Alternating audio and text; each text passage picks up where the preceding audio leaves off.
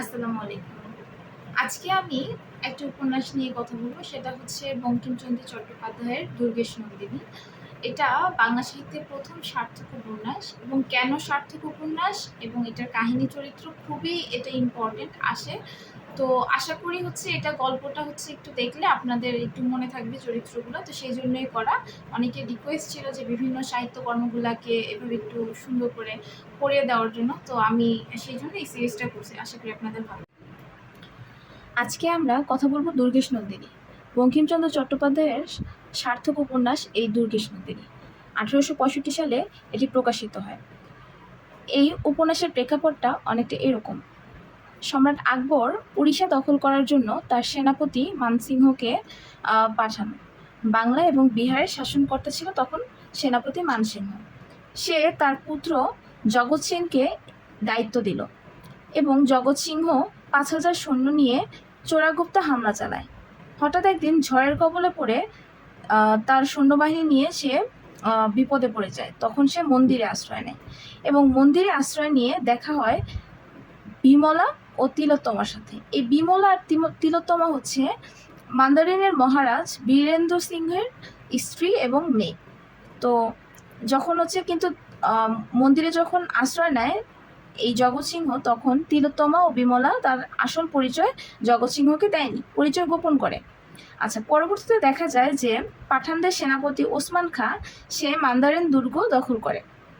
এই মান্দারিন দুর্গ দখল করে যখন, সাথে সাথে সে বীর সিংহ, বিমলা এবং তিলোত্তমাকে বন্দি করে ফেলে।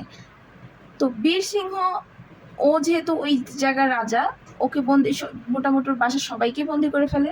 তো তখন এই ওসমান তো ওদের দুর্গ দখল করছে। ওসমান আবার এটার বিচার কার্য সম্পাদন করে কতলু খাঁ তখন বীরেন্দ্র সিংহকে মেরে ফেলে।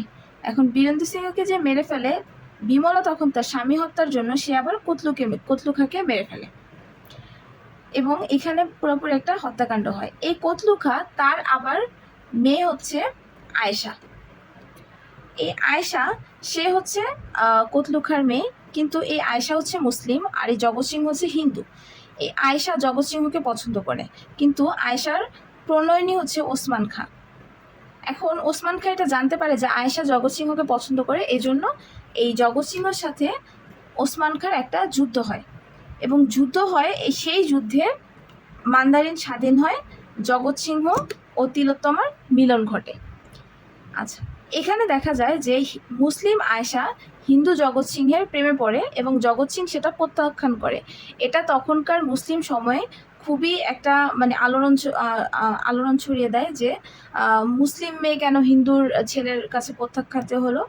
তখন ইসমাইল হোসেন সিরাজি সে আবার করে কি, এটার বিপরীতে আরেকটা উপন্যাস রায়নন্দিনী রচনা করেন, এবং এই রায়নন্দিনীতে ঘটনা ঘটে পুরো উল্টা। সেখানে স্বর্ণকুমারী নামের একটা হিন্দু মেয়ে, সে ইসাকার প্রেমে পড়ে যায়, এবং ইসাকা ছিল মুসলিম, এবং শুধু ইসাকাকে মানে ও শুধু ইসাকার জন্য প্রেমেই পড়ে না, মুসলিম হয়ে ইসাকাকে বিয়েও করে।